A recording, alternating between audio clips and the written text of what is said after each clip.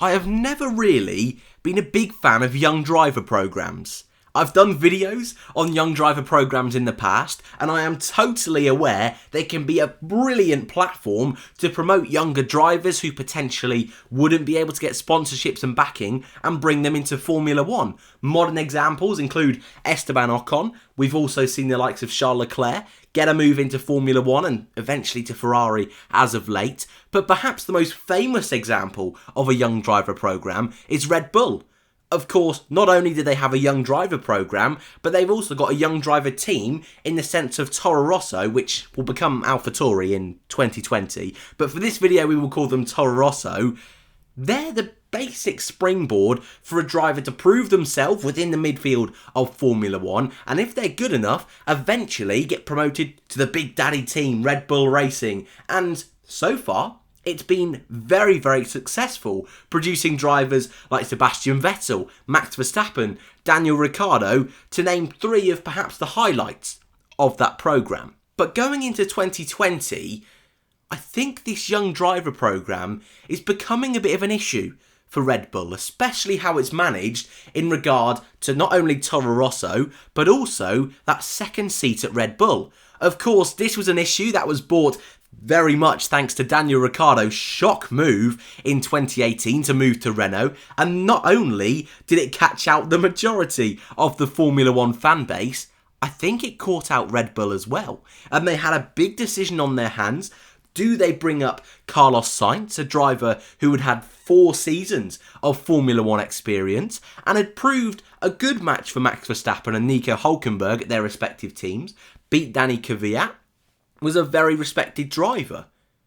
Or do they go for Pierre Gasly, a driver who had only had 1 full season in Formula One, had pretty much destroyed his teammate in Brendan Hartley all year? Youth on his side? Is it worth the risk? Is it worth the gamble? Of course, back in 2016, the team took a massive gamble to demote Danny Kvyat back to Toro Rosso and to promote Max Verstappen, who was very, very young at the time. Was it 17 or 18 years old? Crazy. Of course, Max won his first ever race for Red Bull, and it seemed like what an incredible and inspired decision that was.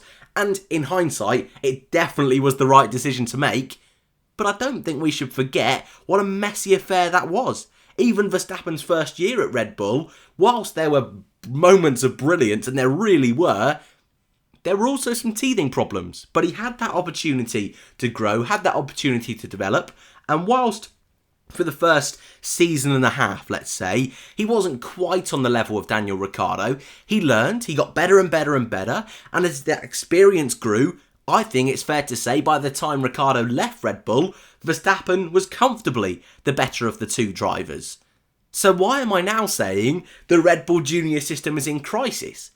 Well, for 2019, the team decided not to go with Carlos Sainz. They decided to go with Pierre Gasly in their junior team, Toro Rosso. The scraps really were all they had to go for. They didn't have big profile drivers coming through the system in the youth systems with enough super license points. Drivers of note included Daniel Ticktum, we had Yuri Vips, Yuki Tsunoda, but none of them had the pedigree in lower categories to be able to jump up the system. So Toro Rosso for 2019 had to do a bit of grovelling, did Red Bull, which is something they don't traditionally like to do. They brought back Danny Kvyat, a driver who had raced for Red Bull in the past and had scored podiums for Red Bull in the past. Bit of a gamble, but they decided to bring him back into the fold. Likewise with Alex Albon, a driver who had spent 2 years in Formula 2, had performed okay in his first year, but much, much better in his second year, winning multiple races, but he did used to be a member of the Red Bull Young Driver programme. But performances were reviewed, decided they weren't good enough, so they released him. So grovelling for 2 drivers to bring them back to Toro Rosso, I think it's fair to say there weren't many people expecting that Gasly number 2 seat to be challenged thanks to Carlos Sainz moving to McLaren and completely cutting himself off from that Red Bull family. It was a gamble, a big gamble for Red Bull, and I think pretty early on in the 2019 season, it was a gamble that didn't really appear to be paying off. So much so that after Gasly's difficult first 6 months within the team, he was demoted back to Toro Rosso. And it was Alex Albon, the Formula 1 rookie, who was promoted to the big team, despite Danny Kvyat had more points, despite the fact Danny Kvyat had outraced Alex Albon and also had scored that incredible podium in Germany. The team, for a second time in a row, decided to take a gamble on youth and hope they had found another Max Verstappen. At the time, I was very vocal that I personally believed Gasly did not have enough of a chance to prove himself at Red Bull. He had been at the team for 6 months. He had a very, very difficult teammate in Max Verstappen.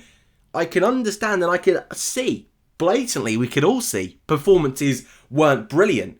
More often than not, he was fighting in the midfield than actually with the other top 5 drivers in those top 3 teams. That's a big red flag for any team. But were Red Bull, by making the switch, going to be able to challenge Ferrari and the constructors? Unlikely. Were Red Bull realistically going to lose out massively in the Drivers' or Constructors' Championship if they kept Gasly? Not really. Was it worth taking the gamble to bring in Alex Albon to potentially see how he could do in a Red Bull car? Yeah, I definitely understand that. But I also felt Gasly had been getting better as each weekend went on. He started the season not even making it into Q3, and yet we had seen at his time at Toro Rosso, he finished 4th and qualified 4th in Bahrain in a Toro Rosso car. So definitely the ability was there, and actually once Gasly moved back to Toro Rosso, definitely you could see within his driving style, with his overtakes in qualifying, he was much more suited to that car, ultimately scoring a 2nd place finish in a chaotic Brazil. You know, I do have to point out that wasn't on pure pace, but apart from that, that Grand Prix, he was comfortably the best of the rest in that midfield and often found himself best of the rest in the second half of the year. So obviously something wasn't quite clicking at Red Bull. So I just feel by getting him out of that team early, that's only going to build more pressure if he goes back in the future. What about Alex Albon? Well, Albon has only just finished his first year of Formula 1, and whilst I totally see why people are heaping the praise on Alex Albon for his first 6 months, they weren't stellar. They were very impressive in terms of the fact he'd only been in Formula 1 for 6 months, only had competed in 12 Grand Prix up to that stage. It was impressive considering that more often than not, he wasn't qualifying on the front row or anywhere near the front row and would have to work his way up through the field, whether it was due to penalties or starting at the back of the grid. Overtakes were fantastic, and that was a real criticism of Gasly.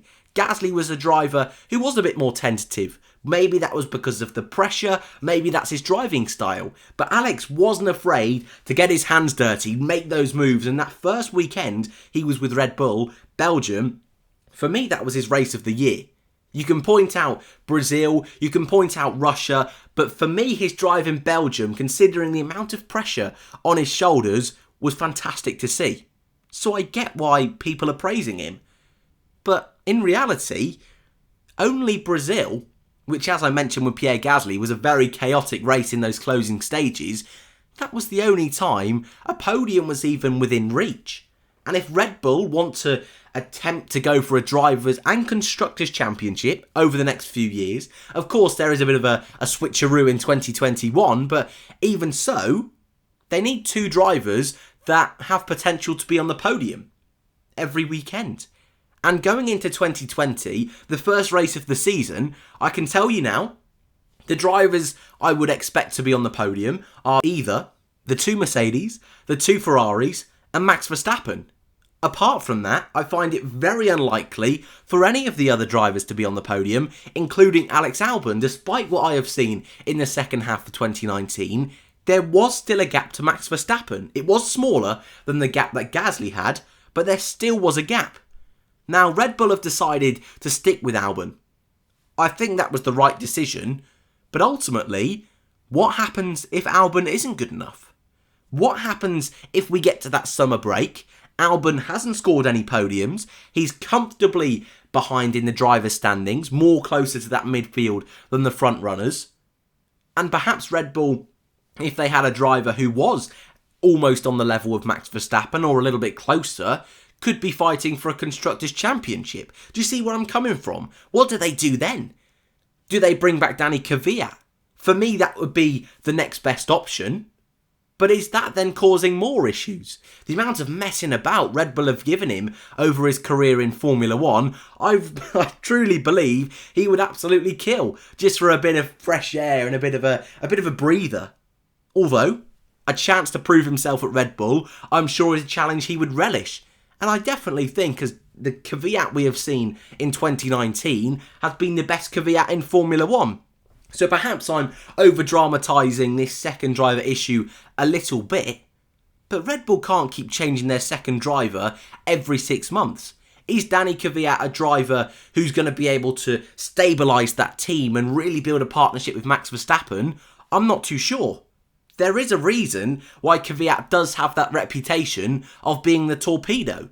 And actually, in the second half of 2019, we were seeing that darker side of Danny Kvyat come out more and more. And often, in the last few Grand Prix, Mexico, the US, Singapore was making silly mistakes resulting in crashes. Something which, in the limelight in a big team like Red Bull, is not acceptable and was ultimately why he was dropped in the first place. And why I put it out there that there's a crisis at Red Bull is that if Albon doesn't work, if they bring in Kvyat and he doesn't work, what next? The whole point of the Red Bull Young Driver programme is to promote youth. And if they've got 3 drivers who aren't good enough for the Big Daddy team, you can't really leave them at Toro Rosso if that's blocking opportunities for other drivers. Yes, I understand if you're getting a driver like Max Verstappen, you can take the gamble. But did we really see enough from Gasly to think that he was going to be the next Max Verstappen? Did we really see Alex Albon finish P4 on multiple occasions in a Toro Rosso? No, we didn't. Was Gasly up against a driver like Carlos Sainz, like Verstappen was? No, he wasn't. Was Albon in enough races to be able to prove himself up against Danny Kvyat? I don't think he was. So that whole decision in the summer, I personally feel, was very, very messy.